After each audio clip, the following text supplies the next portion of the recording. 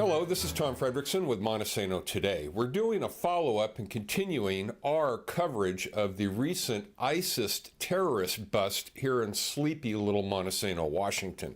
Now, as you might suspect, there's been a great deal of interest, both local and national, and I want to thank the national news organizations that have picked this up, because we're certainly not getting it picked up by the mainstream media. You would think this never happened. Think about this for a minute. A terrorist, ISIS-supporting guy looking for guns to kill people, non-believers, busted in a little town in western Washington, and nobody wants to talk about it. Well, there's a reason for that, because our current Washington governor, Jay Inslee, is running for re-election, and he is so liberal on this issue that he has actually gone to the Obama administration and asked them to please send us some of the Syrian refugees, because we are so enlightened here. This is the type of mindset we're dealing with. All right. Now, you see some of our past reporting on this issue. As you might suspect, I am being inundated by first-hand accounts of run-ins with this jihadi and this girl that he hangs out with, wife, girlfriend, who knows, even the little jihadi kids who apparently they dress in these little ninja costumes. I drove by the house yesterday, and of course she's out there covered head to toe, nothing but a little eye slit, staring at the cars going down the street. I did a little look-see because I wanted to find something out. I'm a follow-the-money kind of a guy.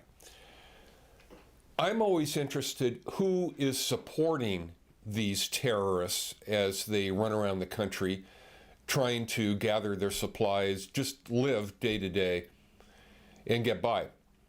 And it turns out that I do have some information for you on this Montesano little cell, or whatever you want to call it, and how they were being supported and who was supporting them. And I want you to sit down for this because it was you. Now, I'm speaking to my fellow Montesano and Washington State residents. You're the people who were supporting him. How do you ask? Well, talk with the Department of Health and Human Services down in Aberdeen, and I highly encourage formal media organizations to do a little bit more than what a blogger like a poor, simple blogger like myself can do. Not everyone working at the Department of Social and Health Services, the Welfare Office, that's the fancy name for the Welfare Office, is a screaming liberal. However, in the cubicles at our local office, you will see signs on the little cubicles in big poster size saying celebrate diversity, anti-bullying zone, and my favorite, the microaggression poster. What has gone on down there is a culture coming from the top down, the supervisors down, that you have to toe the liberal line and do not question anything that these people come in with. Now, my sources are telling me, and I'm going to paraphrase so that I'm not going to get somebody fired, because a number of people are worried about being fired down there. And I can see why. Because they don't, you have to pretend that you're one of these liberals down there to be able to keep your job.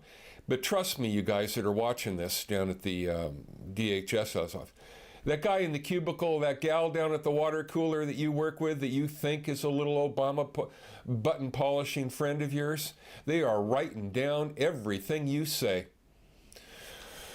All right, this guy, this alleged terrorist guy would never fail to get my attention. These are from my notes. First, his appearance. He would always come dressed in Middle Eastern dress, what appeared to be a full-length nightshirt and sandals into the DHSS office, along with his question mark wife, who was covered head to toe in black, and children who were also dressed in similar clothing. In my opinion, this guy played it up intentionally when it came to the office because he knew he could play the cultural diversity, political correctness card if he was denied benefits or questioned about his finances.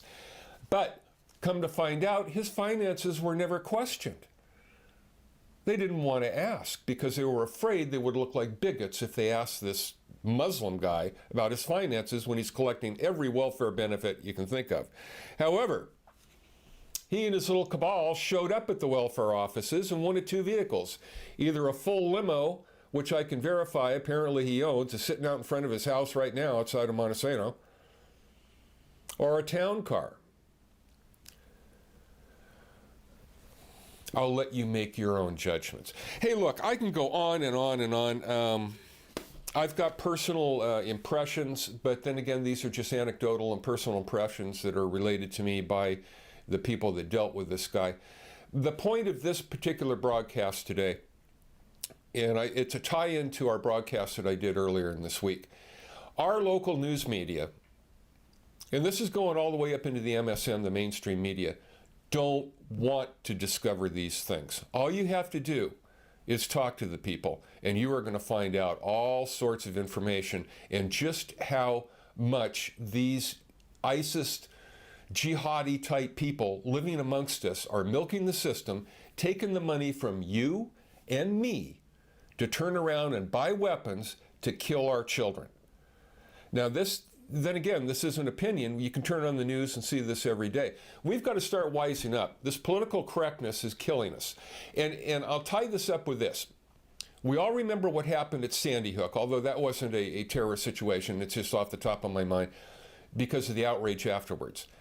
We all wonder what we as a people, what we as communities can do to stop these type of things from happening, these nutballs.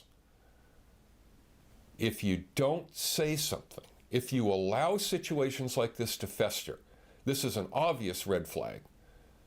The Sandy Hooks, the San Diego shootings are manifestations of your and my willingness to allow this to stay in our communities. So my question to my fellow residents here in Western Washington, and wherever you're watching this, you can equate this to your own local welfare offices. How long are we going to allow a handful of people and their ideological beliefs to put our children, our wives, our sons, our daughters in harm's way and danger to protect and beef up their belief system? For right now, this is Tom Frederickson in Montesano, Washington, a red-hot jihadi ISIS zone coming to your neighborhood.